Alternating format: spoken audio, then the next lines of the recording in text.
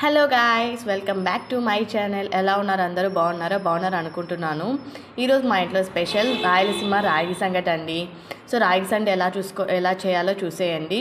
First store బియ్యం తీసుకున్నాను, లేకపోతే మీరు ఇంట్లో ఏ వాడే రైస్ ఉన్నా ఆ రైస్ తీసుకోండి. నేనైతే స్టోర్ బియ్యం తీసుకున్నాను.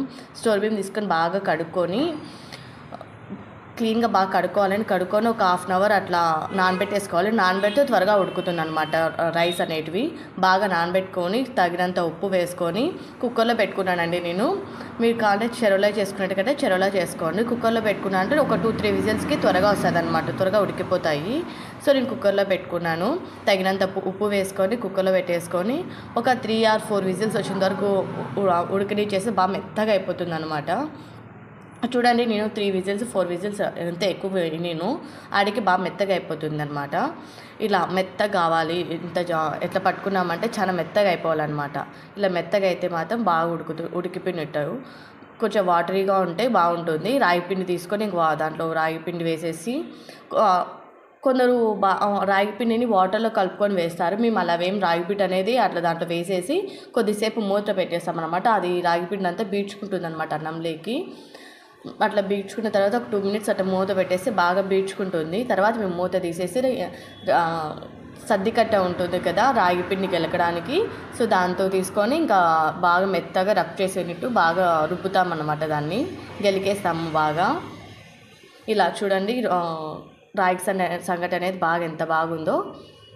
ఇలా మెత్తగా గెలకాలి. కొంచెం కాలుతూ ఉంటే మా చిన్నోడు కూడా వస్తున్నాడు అనమాట పట్టుకుని. వాడికి ఆడ కాలుతుందని చెప్పి భయంతో చిన్నగా అట్లా గెలుకుతున్నాను నేను. చూడండి ఎంత ఎంత గట్టిగా అన్నామంటే బాగా రుద్దుతున్నామంటే అంత బాగా మెత్తగా అయిపోతుంది అనమాట. రాగిపిండి రైస్ అంతా కలిసేసి బాగా వస్తుంది. దాంట్లో కాంబినేషన్గా నేను టమాటా చట్నీ చేశాను. రాగి సంగటి టమాటా చట్నీ నెయ్యి వేసుకొని తింటే సూపర్గా ఉంటుంది. మీరు ఎవరైనా తిన్నారా? ముందుగా నా వీడియో చూస్తే ప్లీజ్ సబ్స్క్రైబ్ చేయండి, లైక్ చేయండి, షేర్ చేయండి. నా వీడియో అంతా చూస్తున్నారు కానీ సబ్స్క్రైబ్ చేయడం లేదు, లైక్ చేయడం లేదు. ప్లీజ్ తప్పనిసరి లైక్ చేయండి. చూడండి, ఇలా మెత్తగా రుద్దేసుకోవాలి, బాగా గెలకాలన్నమాట రాగి పిండిని. ఇలా మెత్తగా రుద్దేసి బాగా గెలికేసి చిన్న బౌల్లోకి సర్వ్ చేసుకుంటే బాగుంటుంది. మనం రాగి ముద్దలాగా చేసుకోవాలి, రాగి ముద్దలాగా. లేదంటే మీకు అట్నే పిండి ఉంటే ప్లేట్లో పెట్టుకొని తినేసేయండి. రాగి ముద్దగా చేసుకుంటే బాగా టేస్ట్ ఉంటుంది అనమాట. దాంట్లోకి చికెన్ అయినా మటన్ అయినా నాటుకోడి అయినా సూపర్ ఉంటుంది కాంబినేషన్. చూడండి ఎంత బాగా మెత్తగా గెలిగేసింది అందుకో. రాగి పిండి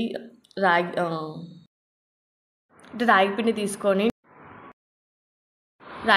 ఒక ప్లేట్లో పెట్టేసుకున్నాను.